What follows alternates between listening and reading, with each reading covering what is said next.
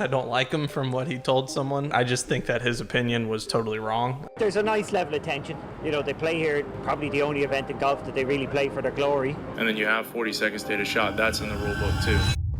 Nick Faldo stood there with that look, the one captured in the photo everyone was sharing. That look that said he was terrible, and Faldo was not alone. By late 2025, some of the biggest names in golf history had turned on Bryson DeChambeau. Multiple major champions, Hall of Famers, and locker room leaders all shared one opinion. Despite his wins, despite his fan base, despite everything he accomplished, they believed his approach to golf was fundamentally broken. But here is what makes this story fascinating. DeChambeau was winning. He had the trophies, he had the money, he had millions of fans. So why did the legends hate him so much? Why did they keep using words like bizarre, soft, strange, and laughable when his name came up? The answer reveals a war that went far deeper than jealousy or personality clashes. Let's start with what happened at the 2025 Ryder Cup at Bethpage Black. The American team needed DeChambeau. His teammates knew it. Scotty Scheffler said he would get the crowd fired up. The fans loved him. They chanted his name. He signed autographs until dark and gave away equipment to kids. He was the people's champion. But in the team room, the respect was hollow. Rory McIlroy refused to speak to him. Brooks Kepka mocked him behind his back. Justin Thomas rolled his eyes when his name came up. DeChambeau was useful as a weapon to point at Europe, but he was not embraced as a leader or a brother. The fans cheered while the legends watched with confusion and pity. Just months earlier at the US Open at Pinehurst, the tension between McIlroy and DeChambeau had exploded. The final round was billed as a heavyweight fight. DeChambeau pulled off a miracle par save on 18 to win his second US Open. Rory collapsed, missing short putts on 16 and 18, but what happened after the final putt told the real story. McIlroy would not talk to DeChambeau on Sunday. Not once. Not a single word all day. DeChambeau later admitted he was disappointed that Rory did not speak to him, but McIlroy did not care. He fled the course immediately after his collapse. He skipped the media. Dan Patrick criticized him for abandoning his duty as the face of the PGA Tour, but McIlroy was making a statement. He refused to validate Bryson's victory with even basic courtesy.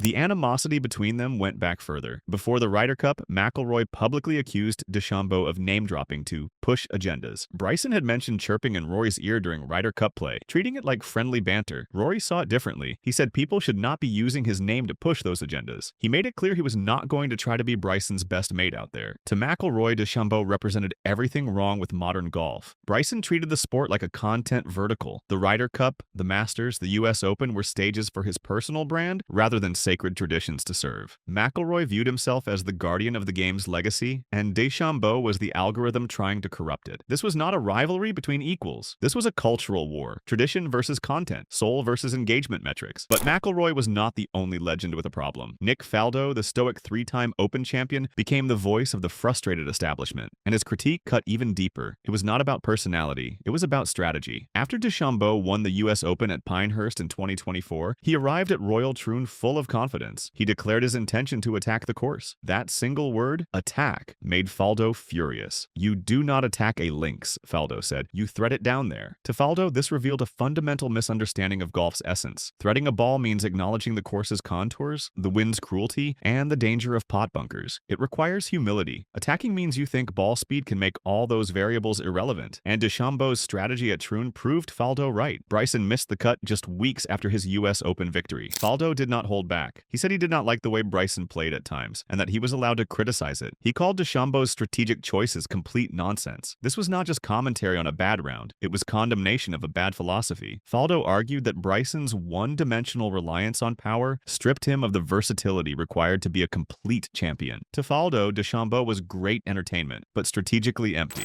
Now here's where you need to hit that subscribe button, because this gets even more brutal. And drop a comment telling us which legend you think had the most valid criticism of Bryson. Was it Faldo's strategic takedown, or does someone else make the better case? Let us know. Faldo also blamed LIV Golf for making DeChambeau soft. By 2025, Faldo believed the limited schedule and guaranteed money had cooled Bryson's competitive fire instead of sharpening it. He used a Formula One analogy to make his point. If Max Verstappen only drove in a race 4 times a year, I would be shocked if he could perform. Faldo argued you have got to be in the same arena all the time to maintain the edge required to win majors consistently. DeChambeau had removed himself from that arena. Sure, he got a boatload of cash, Faldo admitted, but he believed Bryson had hurt himself in the process. The fear of failure, removed by no-cut guaranteed contracts, was a serious driving driving force that DeChambeau voluntarily abandoned. Even when Faldo tried to be complimentary, it came with poison. He placed Bryson 5th on his list of all-time greats, behind legends like Ben Hogan, Gary Player, Jack Nicklaus, and Tiger Woods. But calling someone 5th while simultaneously dismissing their strategy as nonsense was the ultimate backhanded compliment. Faldo was saying Bryson had the tools to be number 1, but his softness and strategic arrogance kept him from the true pantheon. The talent was being wasted. Then came Padraig Harrington with the psychological diagnosis. Harrington was a 3-time major winner who obsessed over swing mechanics and tinkering. You would think he might sympathize with Bryson's scientific approach. Instead, he delivered one of the most devastating assessments of DeChambeau's mental game. During the final round of the Masters, DeChambeau stood on the tee of the short par 4 third hole while in contention. This hole is a trap at Augusta National. It baits the long hitter. Harrington watched in disbelief as Bryson tried to overpower it. He called it the most bizarre change of personality I have ever seen in the game of golf. Notice Harrington did not call the shot bad. He called it bizarre. He diagnosed the root cause as ego. His ego has gone down this road of being a long hitter, Harrington said. Bryson felt compelled to perform the role of long drive champion even when the tournament demanded the prudence of a golfer. The consequence was immediate. Harrington noted that DeChambeau gave all the momentum back to Rory. In professional golf, momentum is real currency. By failing to execute the high-risk shot on the third, Bryson did not just lose a stroke. He signaled to his competitors that he was vulnerable to his own vanity. Harrington's maxim cut to the core. Not being yourself can be a very dangerous thing in golf. Who is Bryson DeChambeau? Is he a golfer trying to post the lowest score, or is he a performer trying to hit the farthest drive? Harrington argued that in that critical moment at Augusta, DeChambeau forgot his primary goal of winning in favor of his secondary goal of branding. After the round, Bryson lamented his iron play, saying if he just had somewhat good iron play this week, things could have been different. Harrington saw this as deflection. The issue was not the irons. The issue was the change of attitude on the tee box. Here is the irony. DeChambeau brands himself as the scientist, which implies rationality and cold logic. Yet Harrington's analysis revealed that Bryson's failures were emotional and irrational. Driving the third hole at Augusta when in contention is not a high percentage play. It is an emotional play born of ego. Harrington understood the trap better than anyone because he had chased distance after winning majors himself. He saw in DeChambeau a bizarre pursuit of an ideal self at the expense of the actual self. This psychological fracture made Bryson fail in the clutch, not because he could not execute, but because he chose the wrong execution for the wrong reasons. Brooks Koepka brought a different kind of criticism. If McIlroy's problem was cultural and Harrington's was psychological, Koepka's was pure visceral disgust. The feud started in 2019 over slow play. Koepka played with rapid, decisive rhythm. He found DeChambeau's methodical pace physically painful to watch. I just do not understand how it takes a minute and 20 seconds to hit a golf ball, Koepka said. To him, Bryson's elaborate calculations about air density and slope were not genius. They were indecision and selfishness. By 2025, even after both joined LIV Golf, the friction remained. During the LIV Team Championship, DeChambeau was captain of the Crushers. In the semifinals, he chose not to play a singles match against Kepka, opting instead to play Taylor Gooch. Kepka's reaction was immediate and mocking. I do not know what he was afraid of. He is a strange cat. That term, strange cat, was perfect for Kepka's view. It ostracized DeChambeau, labeling him as other. Koepka, the quintessential alpha, viewed Bryson's nerd persona as fake. The refusal to play Koepka was interpreted as cowardice. For all his talk of attacking, DeChambeau wanted no part of a direct fight with the tour's alpha male. Justin Thomas added the intellectual critique. While Thomas occasionally defended Bryson against the worst fan abuse, he had zero tolerance for the pseudoscientific excuses. After DeChambeau blamed his equipment at the Open Championship, saying the driver sucks, Thomas dismantled him on social media. Never would have thought swinging at 135 miles per hour it would be hard to drive it straight. You would think Mr. Physics would know that. This comment was a searing indictment. It highlighted the hypocrisy of Bryson's brand. DeChambeau claimed to understand golf's science better than anyone, yet seemed shocked that higher speed equals higher dispersion. Thomas's critique was that Bryson was terrible at taking responsibility. He blamed the club, the course, or the conditions, rather than admitting his high-variance strategy had inherent flaws. Thomas also provided first-hand testimony to the misery of playing with DeChambeau. Video from the Northern Trust showed Thomas unraveling as Bryson took over 2 minutes to hit a single putt. Social media users called it infuriating. Thomas's body language confirmed his annoyance. This reinforced the bad coworker narrative. In a sport that relies on group rhythm, DeChambeau was a disruption. His insistence on treating every shot like a doctoral thesis disrespected his playing partner's time. To Thomas, who valued flow and feel, Bryson's presence actively hurt the enjoyment of the game.